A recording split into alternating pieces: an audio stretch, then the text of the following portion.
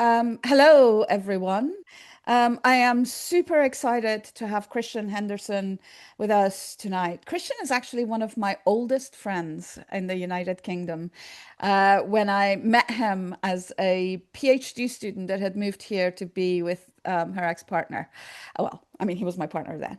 And Christian was actually a student at University of Edinburgh finishing up his MA, Yeah, which is kind of crazy. So yeah, I've known you for more than 25 years. yeah, Or for around 25 years. yeah, Anyway, and you're also an incredibly generous person because you hooked me up with lots of your friends in Beirut when I went out to do my yeah, research there. So yeah, we've got a long history, and I'm very excited to have you presenting to us tonight. yeah. As all of you guys, I think almost everybody in the audience has been here before. As you know, we are recording this session, but once we go into Q&A, I'll turn off the recording so you can be comfortable to ask any kind of question you would like. And on that note, I'm super excited because Christian's actually presenting his book that is coming out in January. I'm seeing the final proofs now, so I think it will be out at the latest before the summer, Okay, okay, cool. maybe a bit earlier. Excellent. On that note, please do go on ahead and Okay, begin. I'm going to share my screen. And okay, Wonderful. is everything clear? Is it working? Just going to go into yeah. That's working, right? Everyone can see that. I can't actually hear you, Oh, I'm Lolly. sorry, I just muted myself. I was But gonna that's say working, you right? you are on the double screen. If you're happy with that, that's fine. What does that mean? You, it means we see the next slide next to it. The way that you can Oh, change that is to go into oh, display settings and change it in display settings on top. display settings. Yeah, click and then Swap swap press. Yeah, like that? yeah, there you go. Okay. Perfect.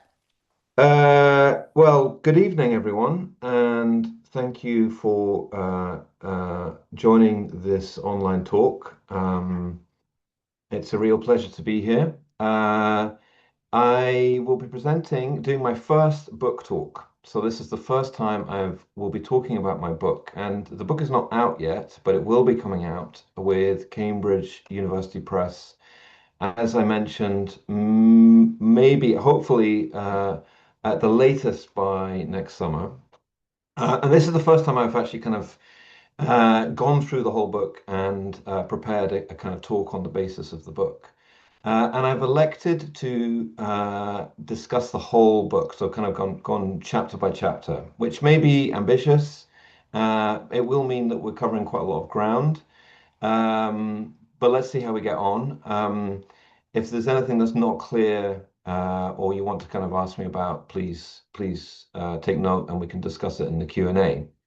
So the book essentially is an examination of the Gulf states uh, through the lens of food and their food industries. And in doing so, what I am attempting to do is offer an examination of the political ecology of the Gulf states. And the book is really centered on this idea that we can look at societies and look at economies as social metabolisms, which is a kind of Marxian idea. Um, and in that sense, we can kind of look at, patterns of development, patterns of growth as having inputs and outputs of material flows. That's the kind of core idea of the book. There is also kind of other aspects of the book which kind of engages some sort of historical background, which I'll talk about. Um, but that is the kind of core idea, and I'll explain this as I go through. Now, Lale asked me to discuss a little bit about myself and about the history of the project, which I think is a great idea. As academics, sometimes we don't get the chance to kind of talk about ourselves. We can talk about our research, although some academics love to talk about themselves. Um, And so will go into a little bit of detail about who I am, my kind of experience, and also a little bit about the history of the project. Um, so, as Lali mentioned, we first met in Beirut in 2001. And I knew Lale because I was previously doing an MA in Middle Eastern Studies at Edinburgh from 1999 to 2000. So I had before I started my PhD in 2012, I had a kind of previous, actually two different careers. So I was previously working as a journalist. I worked as a journalist with the Daily Star in Lebanon from 2001 to 2004. And then I worked for a while for Al Jazeera. And then then I covered the war in Lebanon in 2006. Didn't really kind of enjoy the experience in some ways and decided after that that I was going to move on. And so I worked for about 5, 6 years as a kind of business consultant. So I had the opportunity, and that was actually a really interesting experience because I had the opportunity to kind of go into a lot of different companies and ownership structures and sort of the political economy of some of the countries of the region, of the Middle East region, and kind of act as a consultant on that. And I really enjoyed that. But again, I kind of grew tired of that and started my PhD at SOAS in the Development Studies Department in 2012. So I kind of like the fact actually that I had other careers before becoming an academic. I think that was a positive thing, and it meant also that I had the opportunity to spend time in different parts of the region, including the biggest stint of time, which was in Lebanon, and then also Qatar. Prior to that, actually, before we move on, I should also mention that I think I spent about 6 months in Palestine in 1998. So there's always been a kind of interest and concern in over Palestine that's always been there actually. It's never really gone away and has been a kind of a sort of you know one of the things that I think is present in my kind of political consciousness for much of my working life. Okay, so this particular project, this study of food in the region and agribusiness in the region, has its roots in my PhD, which I did at SOAS, started in 2012, finished in 2017. And the project was called The Gulf Arab States and Egypt's Political Economy, Examining New Spaces of Food and Agribusiness. And essentially, what I was arguing here within this PhD was an examination of how capital from the Gulf states had recreated or transformed or altered the food system within Egypt and how it had kind of played a role in the transformation of the food system towards a kind of corporate food system. Now, this involved field work in Egypt in 2013 and the following year in the Gulf in 2014. And that was a great experience. Very interesting. I was in Egypt during just after the second revolution or coup, depending on what your position is.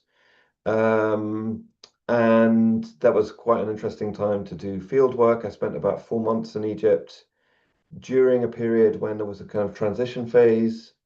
I think it was kind of an opportunity to do field work in Egypt. I don't know if it's so easy to do that now, because it was this kind of transitory phase, and the sort of state powers were not consolidated. People had other things on their agenda other than to worry about researchers. So I had relative amount of kind of freedom and leeway to talk to different people, and it went quite well. Um, I've included a photo on the right there of graffiti, of which I took a photo, which is just off Tahrir Square, which is obviously quite critical of the military.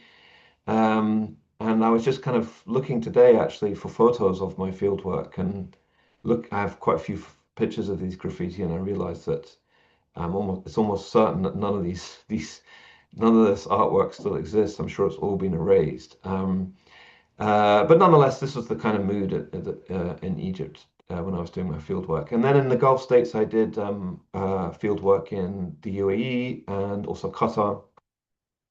Field work in the UAE was quite was kind of an experience in the sense that I felt it was very restricted. I didn't really feel that comfortable. And then in Qatar, I found it easier. Now, that was my PhD project, which I finished in 2017. I'm now assistant professor at Leiden University in the Netherlands. Um, I would have liked to have kind of started work on the monograph a little bit earlier. The reality is that I went into quite a sort of teaching intensive job initially at Leiden, and the first couple of years, it was my life was kind of sort of primarily dominated by my working life was dominated by sort of teaching work. So it kind of took some time really to for the sort of book project to begin. And the interesting thing is that the book, with the exception of I think one section, the book has um, almost no material from the PhD. So I kind of decided that I was kind of going to basically start a new project completely. And obviously there is, a clear relationship, but it's not really doesn't really include that much material from my PhD. Um, and I think that's primarily because this project is much more centered on the Gulf states as opposed to Egypt. The PhD tend to be focused more on Egypt as a kind of the main frame of analysis, whereas in this case it's the Gulf that is the main frame of analysis. And it's my first book project, and I have to say it's been a real learning experience. I've learned a lot from writing a book, and I think that I've learned that one should be a lot more confident and bold in terms of articulating one's argument. I suffered a little bit from maybe moments of procrastination, moments of a lack of confidence about what I was trying to say, and I think that. I've learned not to do that and to be kind of much more sort of bold. And kind of as a result of this, I felt I've actually moved on quite quickly to another book project. And I feel like that might be something to do with the fact that once you've done something once and you've learned, you kind of want to go on and kind of do something again. So the next project which I'm currently working on is a book about a much more general book about the political ecology of the Middle East and North Africa, but it takes some of the same ideas. So it looks at the concept of a social metabolism as a kind of, societies and economies as having a input and output of material flows, and applies that to the whole region, and it applies that not just to food. It looks at, water resources, climate change, and that's currently what I'm working on. And I'm actually moved on quite quickly after. For some reason, I had this sort of book in my mind, and I feel a real urge to write it at the moment. Um, I should also mention that one of the nice things about writing a book is that, especially when I was looking at the archives, is that you come across things that you didn't expect to find, and that creates ideas and material for articles. And I actually have I just found out yesterday that an article that I submitted to Antipode has been accepted, and that is called Locusts on the Arabian Oil Commodity Frontier, Space, Territory, and Ecology in the Extractive Zone. And that's a really interesting thing that I found in the archives, the British archives in the Qatar National Library, about a operation in the Trucial States and Saudi Arabia and Oman to combat the locust during the Second World War. And that's just, something that was quite pleasant to sort of, as you work on a book project, you have the opportunity to come across different things that generate new ideas. Um, okay, so let me move on to the book itself. I've outlined a few sort of aims of the book, a few questions, right? So as I mentioned that I think the main aim of the book really is to kind of use food to examine the political ecology of the Gulf economies, right?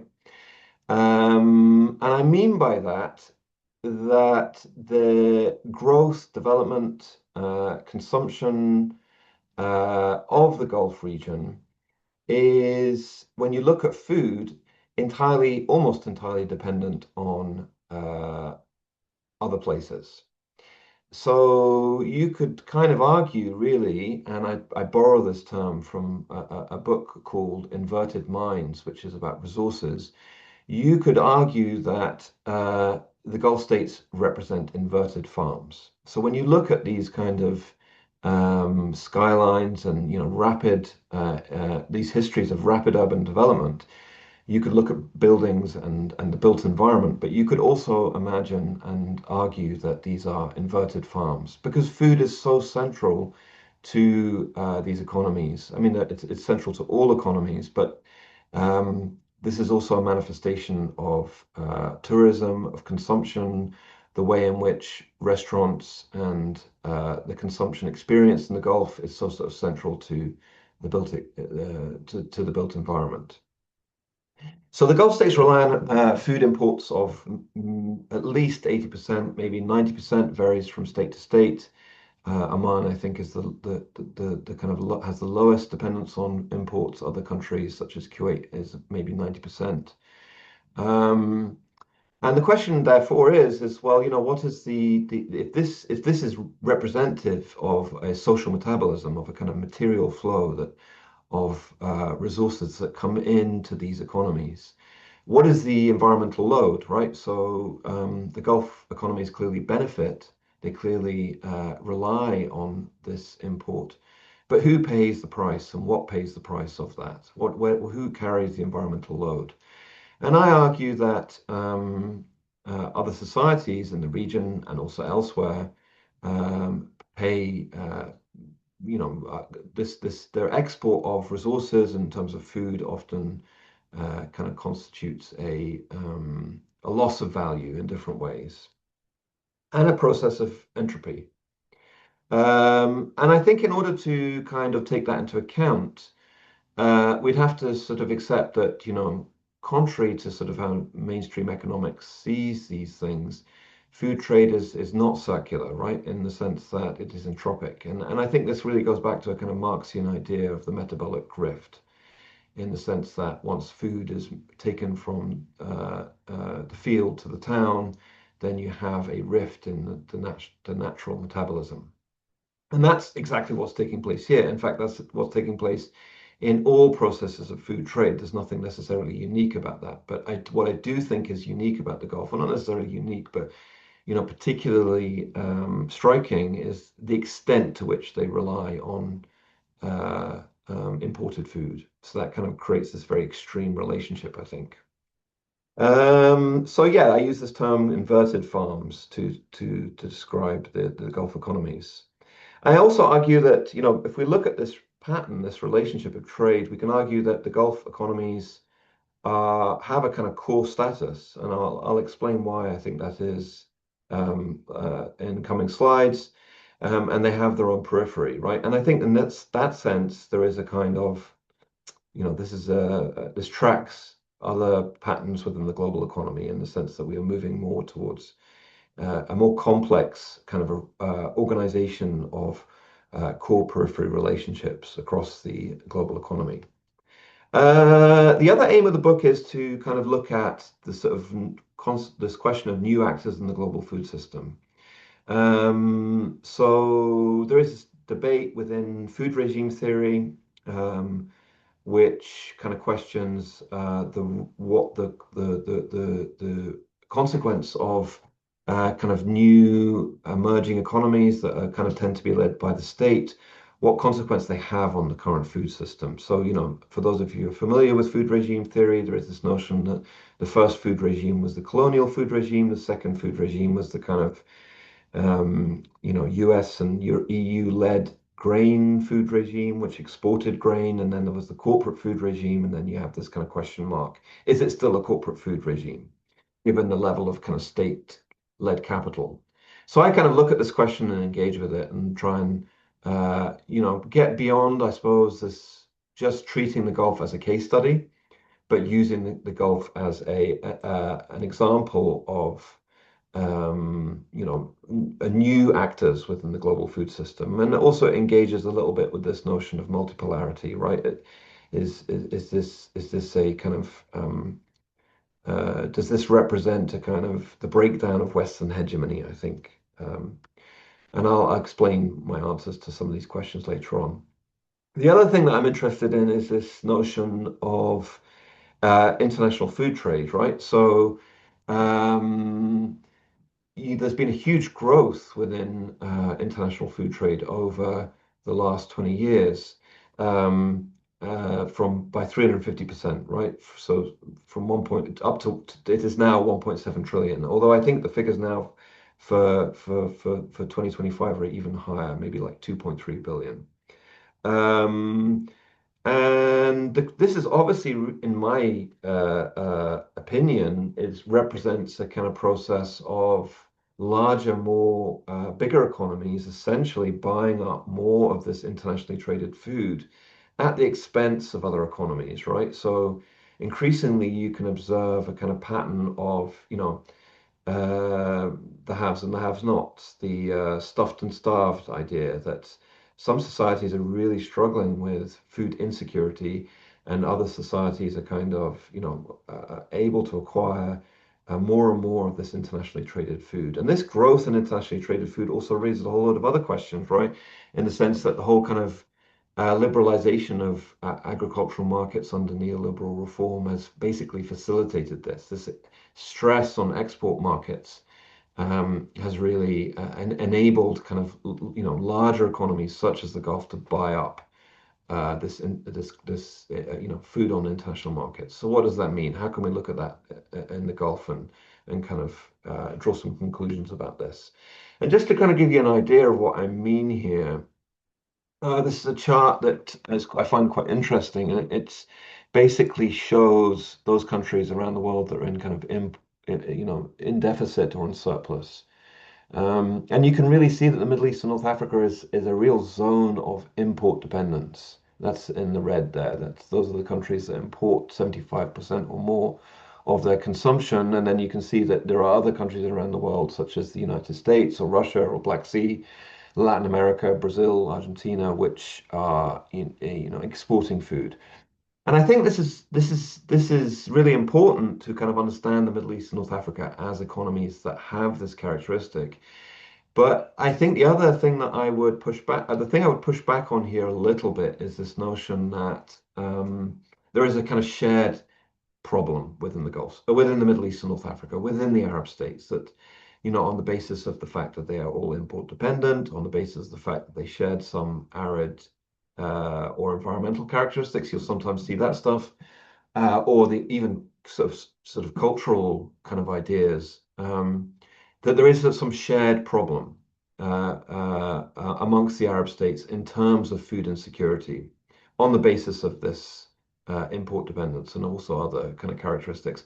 And I really would argue that that's kind of very questionable, to be honest with you, based on the data and the research that I show in this book. And I think that the kind of, we need to kind of, follow, Adam Hania, for example, in his work in lineages of revolt, and really kind of take the region seriously, and understand that there are economies that have a kind of core status, and then others that have a more periphery status, and some that kind of really do not suffer from food insecurity despite this kind of import dependence, and others that really do. So that's a kind of another aim. I think you could also argue that if you look at a lot of the policy literature, one of the explanations for food insecurity is population growth, and also climate change increasingly. And as I will show, I don't think it's a question of population growth. I think it's a question of distribution. So again, I'm kind of challenging a sort of Malthusian idea a little bit. And it's amazing how persistent these Malthusian ideas are, right? Even though the guy was basically proven to be completely wrong. We still have to kind of spend our time kind of showing that he was incorrect and remains incorrect. Okay, let's move on a little bit. So I have elected to go through the book chapter by chapter, and that means we're going to cover, we cover a few different things here. But perhaps for those of you, as I mentioned, who have further questions, you can kind of ask me in the Q&A. So in the first chapter, I look at this, or the first two chapters actually, I look at the transition from an agrarian economy in the Gulf states, a smallholder economy, to a agribusiness system. And essentially, what I tried to do in that chapter is write a very brief and kind of general history of agrarian change in the Gulf. And it's kind of remarkable, I think, by and large, how little that has been written about this idea of agrarian change and peasant politics in the Gulf. And I tried to kind of offer a sort of brief and general response to that. And I think one of the things that I try to push back on is this notion. I think because of oil and because of the way in which oil and modernities in the Gulf was understood, it's just assumed really that there was this just a simple transition from, societies of small farmers and pastoralists towards kind of, urban dwellers who had very little to do with the agrarian economy.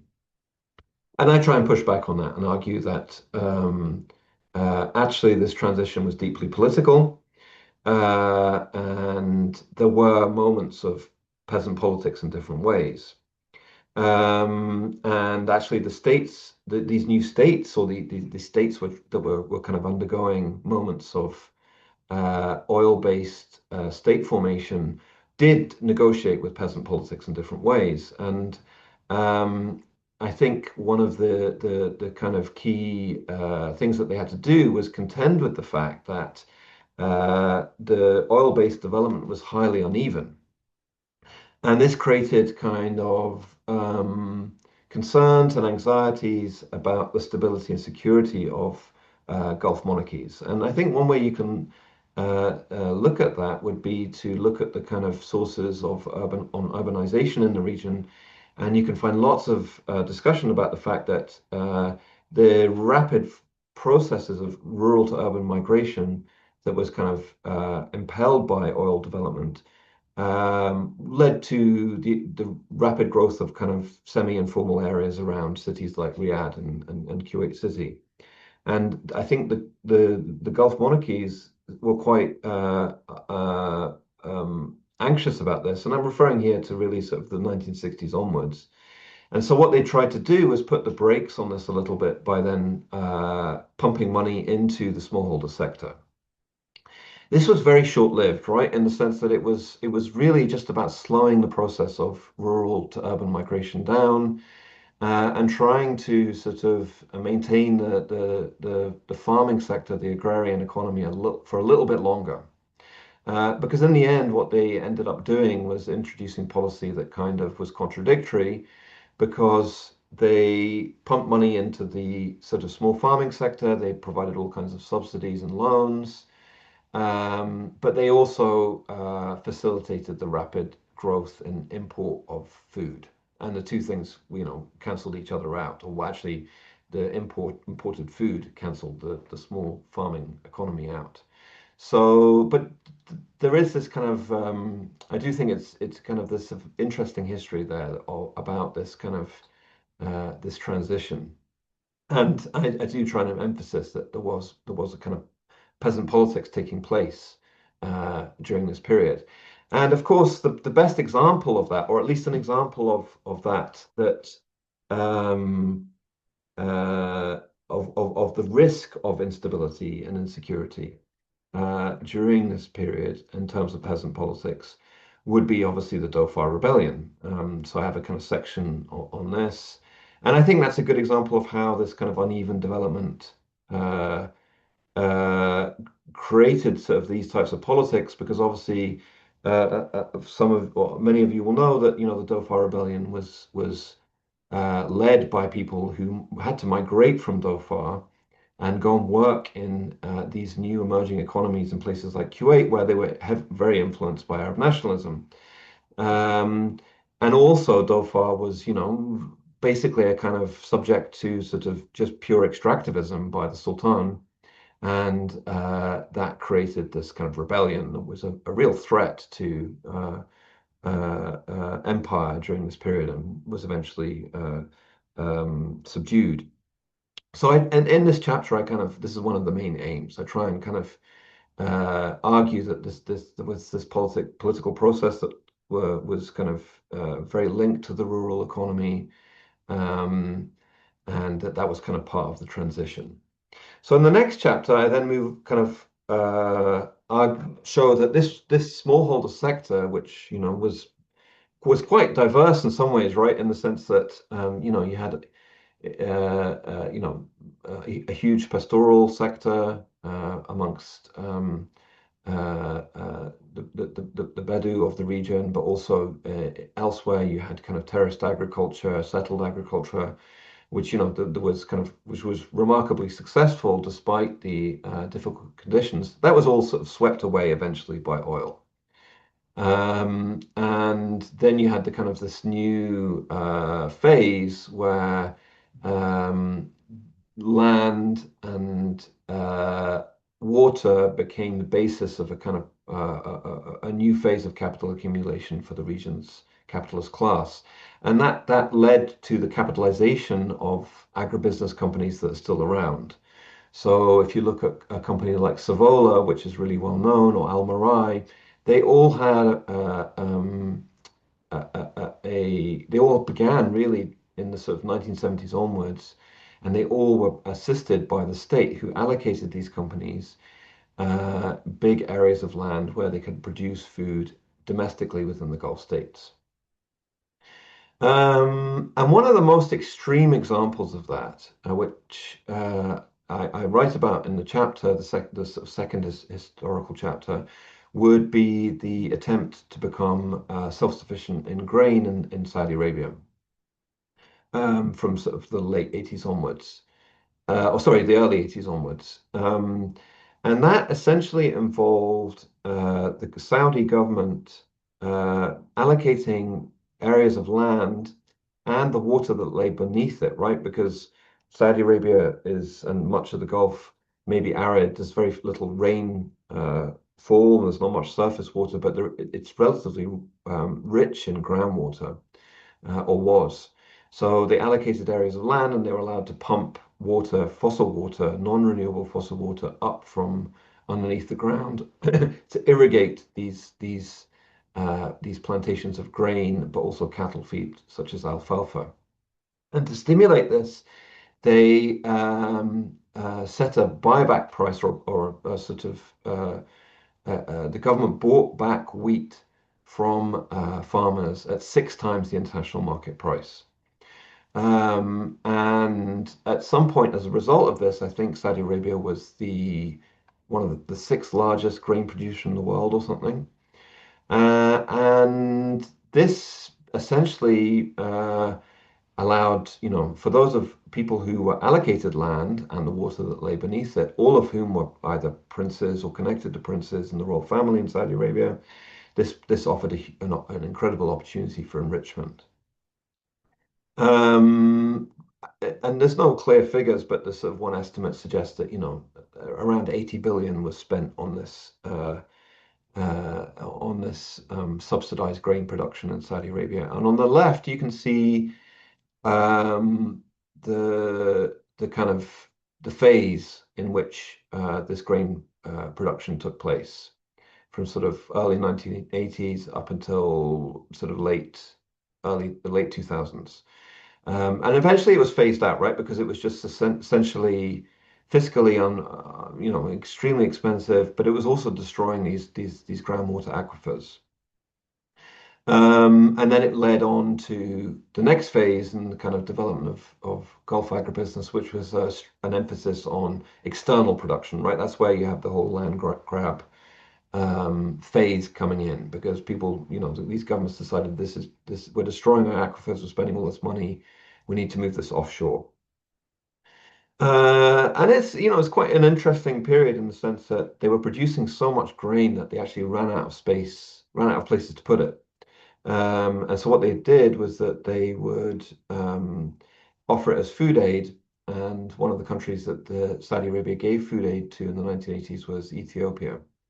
Um, uh, but this distorted kind of regional food markets. And what happened, according to one source that I read, was that some enterprising Yemenis started to smuggle this food from that was given to Ethiopia back into Saudi Arabia, where they would sell it to farmers who would then sell it again to uh, the government. So it kind of be double dip this subsidy.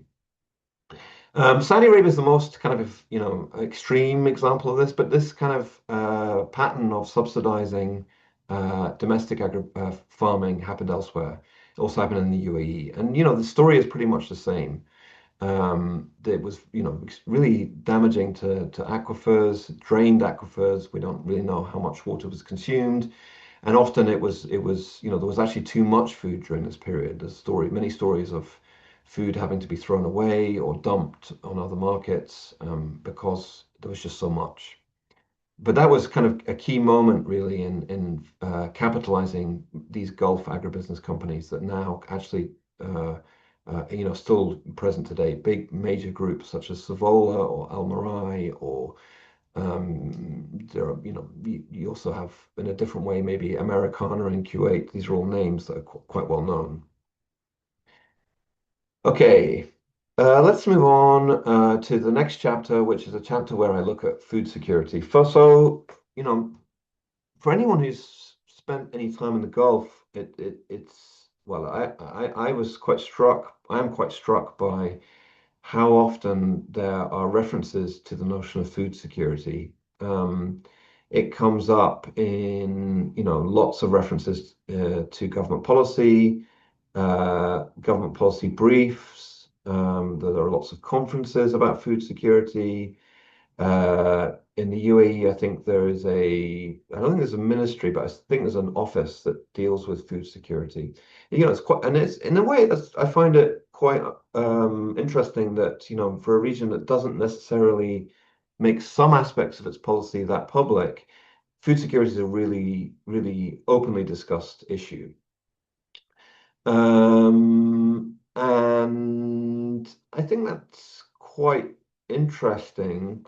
Um, because in a way, when you look at what food security means, it struck me, and this is the kind of thing that I discuss in this chapter, it's a code for sort of many different interests, which have a sort of shared objective about maintaining this kind of constant flow of food into the region. And just before I continue, I should add something here that the UAE is kind of the best example of many of these cases, right? So there is a kind of maybe a caveat I should mention here, which is that when I'm talking about the many of the kind of contemporary themes relating to food in the Gulf, the UAE and Saudi Arabia are the kind of most, a lot of this applies to the UAE and Saudi Arabia, and less so maybe to some of the other economies in the region, such as Kuwait and Oman. So, you may not see that many food references to food security in Kuwait, but you really do see it in the UAE. So I basically spend a kind of chapter trying to deconstruct this idea of food security, right? What is it? What does it mean? What objectives does it serve? And I sort of point out that, it's a narrative of the state. The state has a genuine concern about food security. It's not just a totally constructed idea. There is a kind of, an anxiety about being exposed to the world and, to global markets and all that embodies. And, that also stems a little bit from historical experiences in the sense that there were moments of famine during the Great Depression in the 1930s and also in the Second World War. And that I don't think those have been entirely forgotten about. Um, it's also a notion, a narrative of the private sector, right? The private sector loves to engage with this idea of food security. And that can be used in quite a sort of diversionary way to sort of distract from the fact that these are profit-making companies. But nonetheless, they sort of engage with this notion of food security quite a lot. It's also a straight up kind of security issue. You will see it being addressed by in a military sense. It's also about profit and also about the moral economy, right? So one of the interesting things about food security is the way it's discussed it as a sort of universal idea, right? So you'll often see that agribusiness companies that are investing elsewhere in the region use this notion of food security. So they say that, this can serve uh, our food security, but it can also serve the food security of the country in which we're investing. Um, there is no evidence for that. And actually, what I kind of try to argue is that food security is actually a kind of in practice an epistemology of inequality. It is a term that is used to justify the huge levels of inequality that exist within the region in terms of food and access to food. And that is so food security is presented as being this kind of universal idea that has kind of a kind of moral economy that is a common goal between those kind of investors and the hosts of investments in agribusiness, but actually it is really about justifying and maintaining inequality. And what I mean by this inequality is something that I kind of map out in the book with statistics. And I kind of use this a lot, right? This, I think, basically explains what I'm referring to, which is the total Middle East and North Africa in 2018. I don't, I think these figures may have increased actually since 2018, but in 2018, the total import of food in terms of value was 103 billion. Um, of that, the GCC states accounted for half, around 51 billion. And what's really striking about that, by the way, that the first category, Middle East and North Africa, includes Iran and Israel, um, is the population differential, right? So the first category includes a population of 516 million for the whole region. The Gulf is only is around 60 million. So the Gulf has a fraction of the region's population, but it accounts for half of the value of food imports. Now, you might say, well, what about, value could mean different things, right? In the sense that, the Gulf states could be importing much higher value commodities than the rest of the region, and that probably is indeed the case. But it also holds if you look at the weight of food, right? So look at meat. An animal imports, well, that refers to meat. It still accounts for half of the total region's imports. And that's what I'm referring to really by this kind of notion of severe inequality that exists within the region. And that's something that I think is really apparent in the book, in the sense that the book really, food it offers a real insight into just how much the Gulf and the rest of the region really do not necessarily have much in common when it comes to food security. Now, one of the other kind of things that you might argue would be to say, well, yeah, but the GCC has a much higher level of reliance on imports. And therefore, that explains why they're spending all this money. And that's why so much of the kind of imports they account for so much of the region's imports. But that also doesn't really hold in the sense that, you can look at Yemen, for example, or Libya maybe, and several of the other countries in the region are also kind of similarly reliant on imports. So Yemen, and Saudi Arabia's reliance on imports are kind of similar, both about 90%. Their population is roughly comparable, about 30, 35 million. Saudi Arabia imports $20 billion worth of food. Yemen imports 1.3. So this is kind of what I'm referring to as food security, right? This is the kind of inequality that exists within the region, and this is uh, uh, the actual practice of food security and the kind of the sort of policy and epistemology of food security actually is a really intended to kind of maintain a system which represents enormous inequality. Okay, let's move on to another chapter. So I also kind of argue that, and this kind of is in line with some of the things I was referring to with regards to the sort of notion of, a new core periphery framework, or a kind of this sense of a new kind of the way in which emerging economies are reorganizing the global food system. The Gulf states have kind of essentially over the last 20, 30 years, and particularly the UAE and Saudi Arabia, have essentially reorganized agro-value chains. They have been very successful at ensuring that kind of flows of agricultural commodities uh, uh, run through their country. And that is much more than about just feeding domestic populations. It is also about uh, achieving a level of industrialization within the food sector. And so one of the things you can observe now is that the Gulf has actually become major exporters of food. And I think this is really a simple kind of case of economies that and sectors in economies that have essentially moved up the value chain, right? In the sense that um, they, rather than kind of endure the kind of environmental and fiscal problems of domestic production of grain and cattle feed, they simply just import it from elsewhere, do the kind of finishing and in industrial phase, and then re-export it, thus accruing a lot more value and profit. One of the real key kind of characteristics of this is logistics.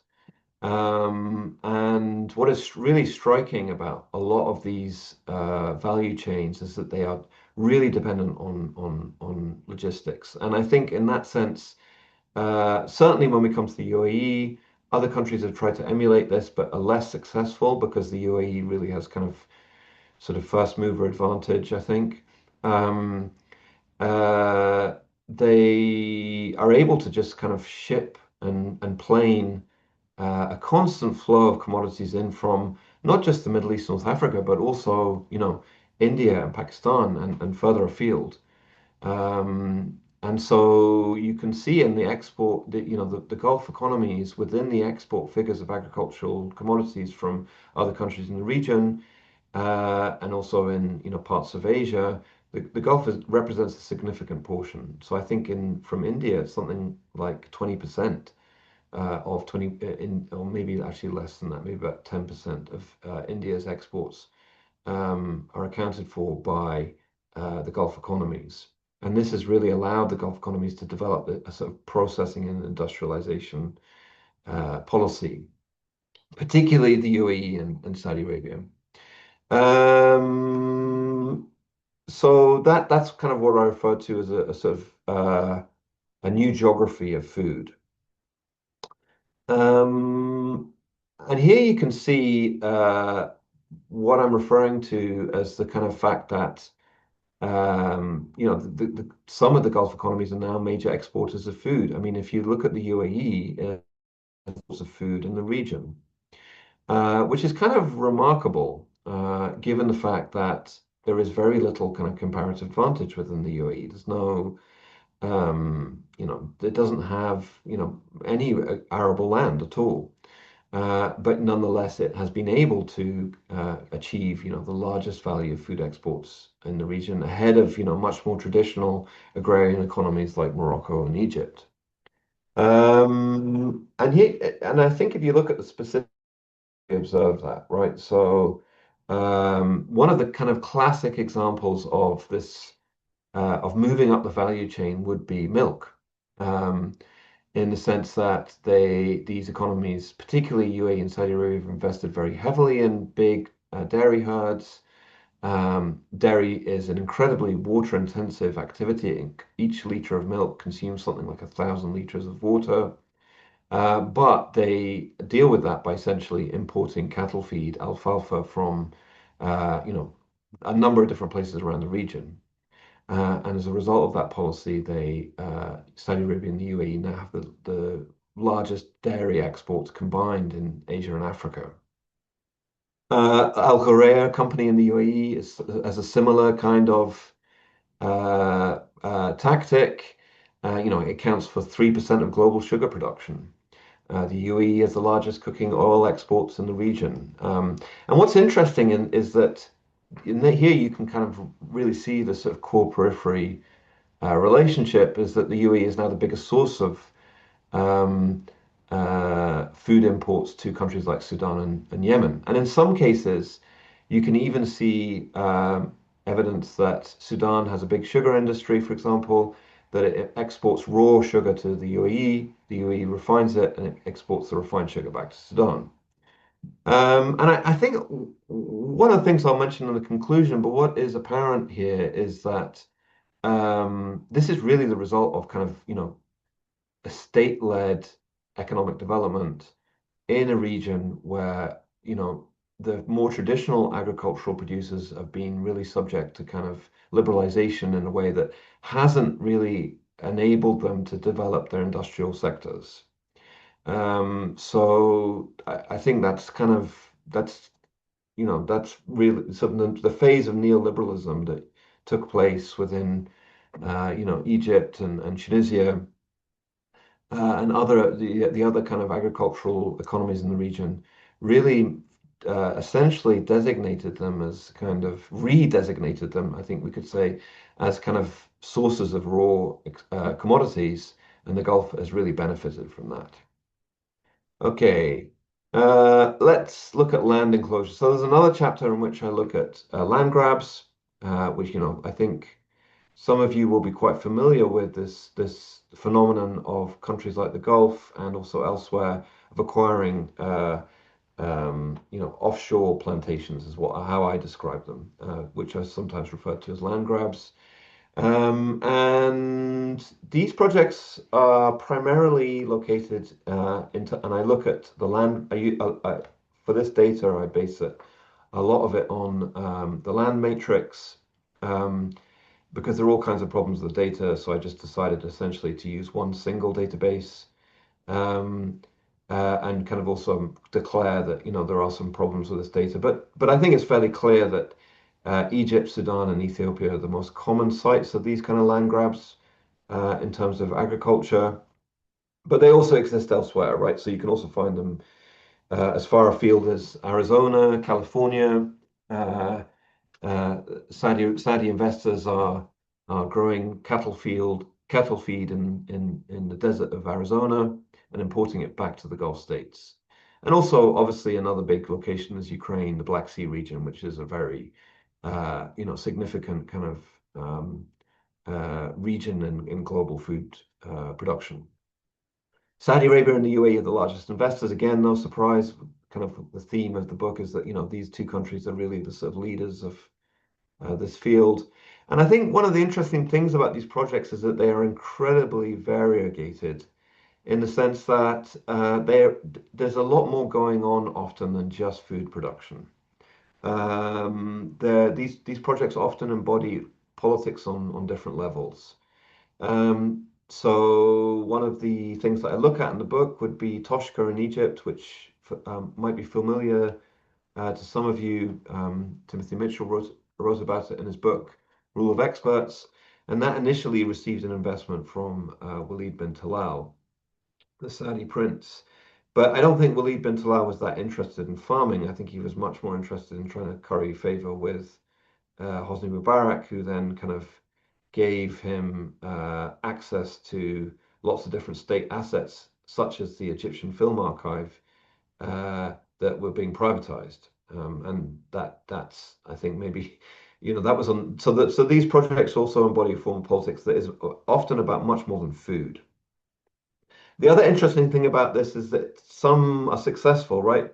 But some really fail. Some are not do not function well. Like and I think I use this notion of a kind of land imaginary, in the sense that often you have a group of investors sitting in, air-conditioned offices in Riyadh or Dubai, who kind of imagine that, access to huge levels of acres in somewhere like Sudan is going to make it very easy to produce food on huge levels and achieve kind of profit. But actual fact, that's not the case. That it's much more complicated than that, and often these projects don't work very well.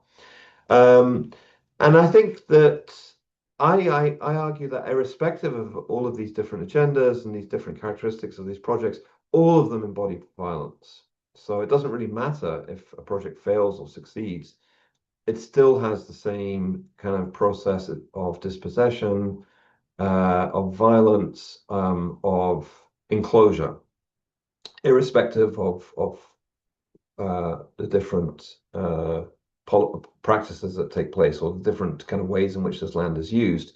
And here you kind of get an insight into sort of just how, um, these are some of the examples of projects that you can that Gulf investors are involved in, and they're very different actually. So on the left, you have a company called Saudi Star, which is owned by a Saudi and Ethiopian investor called Mohammed Al Amoudi, and he was offered land at a very cheap price in the west, quite a remote area of the west of Ethiopia.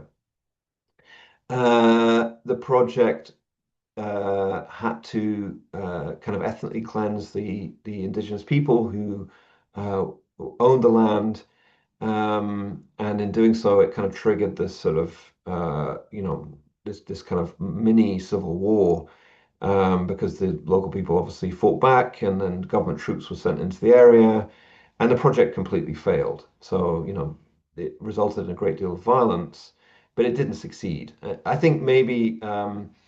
A bag of grain or bag of rice that was supposedly grown on the area was given to the King Abdullah,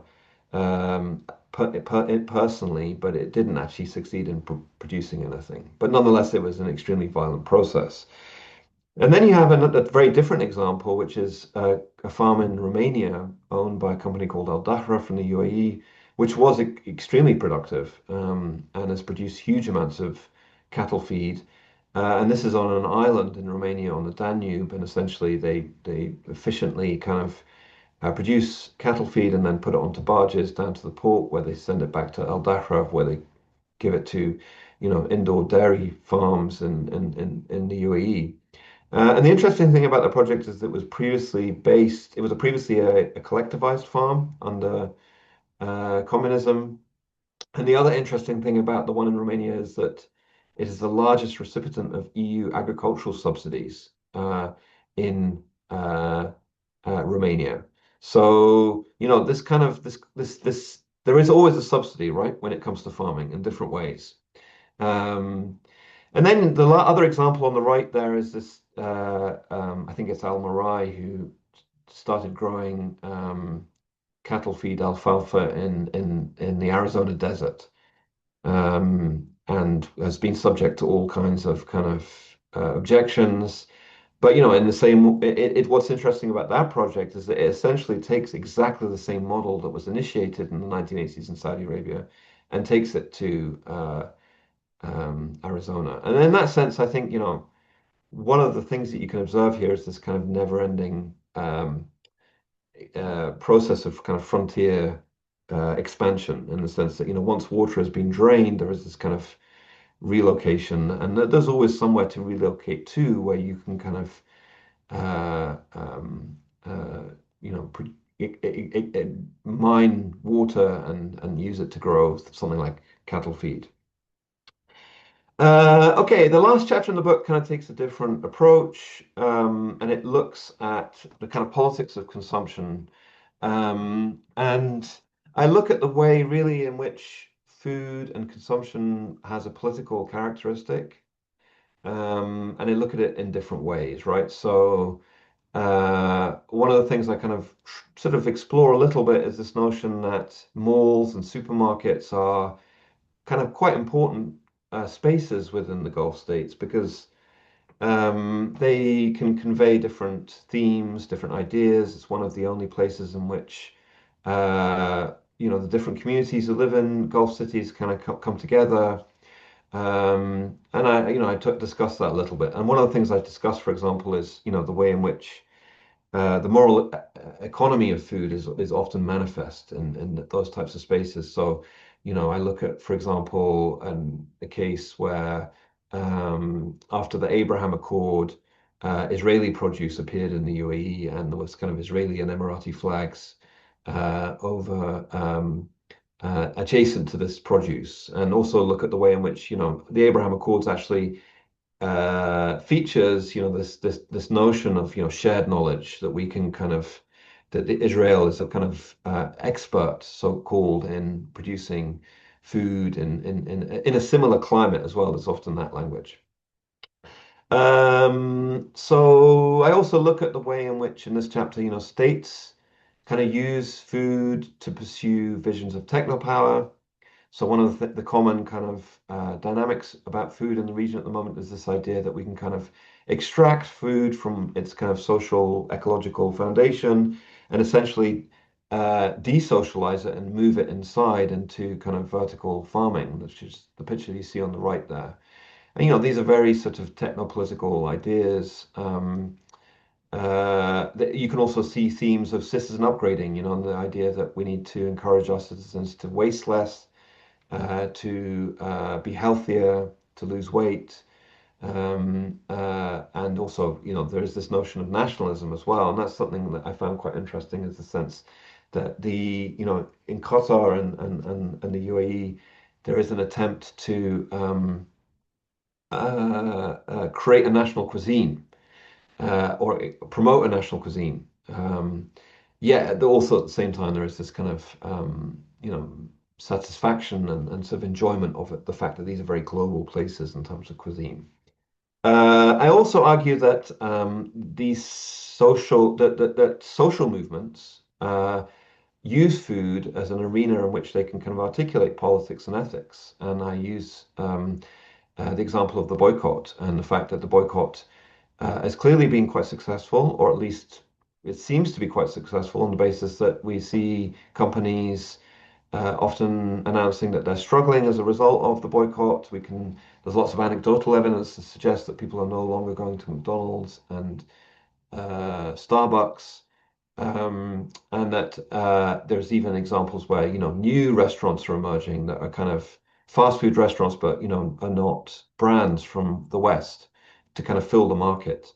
And I think that's kind of interesting in the sense that it really, we there is this kind of trope that Gulf citizens and Gulf societies are just this kind of these consumers, but actually, this suggests that it's not the case. That actually, when they have the opportunity to articulate politics about something that often they may not have the opportunity to express, they do so. So I kind of discuss that a little bit.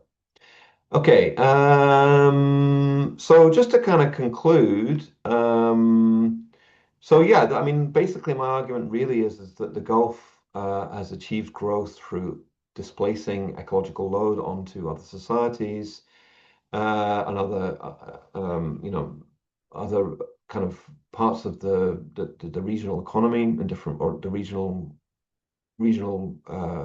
societies in different ways. They kind of accrue value and calories at the expense of other societies.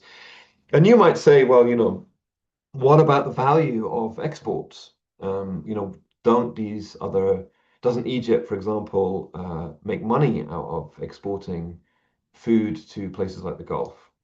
And I think there is that's true, but I also think we need to avoid understanding the flow of material resources only through the price form. We also need to understand that value and the environmental effects of these types of flows should be understood in other ways, right? Socially and environmentally. And I think for me, the really striking thing about what I've described is that this is all taking place within a really highly unbalanced regional economy. And what I've described really maps, I think, quite well onto these ideas, for example, by someone like Thomas, or these arguments by someone like Thomas Piketty, who suggested that, the Middle East and North Africa is the most unequal region in the world. And that definitely is kind of something you can observe in terms of the differentials that exist when it comes to access to food. So I would argue that the Gulf stands as a kind of zone of abundance in a region of insecurity. And I'm not quite sure what that means going in the future. But I think one of the things you can really say is that, the idea that certainly within the policy literature that this is a region that has a shared or a common problem when it comes to food security. And therefore that can be, often you'll see the policy literature arguing that there should be more economic integration and there should be more trade. Um, I think that's really questionable in the sense that a lot of this trade and integration, trade in resources, trade in agricultural resources, is exacerbating these problems, making them worse. It's not necessarily making them better. That's not a solution. At least in terms of just how unbalanced the current region is. And I'm not suggesting here that the Gulf states should, stop importing food. They're always going to be reliant on food imports, but I do think there has to be some more balance in how that takes place. Um, I think the other interesting thing is that, the Gulf, some of the Gulf countries are definitely seem quite set on isolating themselves from, the kind of political problems of the region, yet at the same time, in perhaps a kind of contradictory fashion, extracting as much as they can from the rest of the region. And I think, isolating themselves from some of the political fallout of this inequality is I don't know how sustainable that is. So, if you consider the juxtaposition that exists between, for example, Yemen or the Gulf and Yemen or the Gulf and Gaza, and I know that, Gaza has a particular dynamic behind the famine there, but nonetheless, you cannot necessarily isolate that entirely. I kind of wonder, what the consequences of that will be in the future. And I think, in some ways, to end, we're kind of, not in order for if we're thinking about multipolarity and thinking about, uh, the emergence of new economies, I do think that there may be some limitations on that when you take this into account, and the fact that hegemony within the region is not something that you can necessarily achieve whilst you have these enormous contradictions in terms of, uh, development, food security, health, stability, security, etc. And I think that the food economy kind of illustrates that quite well. Okay, I'm going to end there. I know we've been through quite a lot, but I look forward to your questions. Um, Thank you very much. I'm going to go on ahead and stop the recording, and then I'm going to open the floor to questions.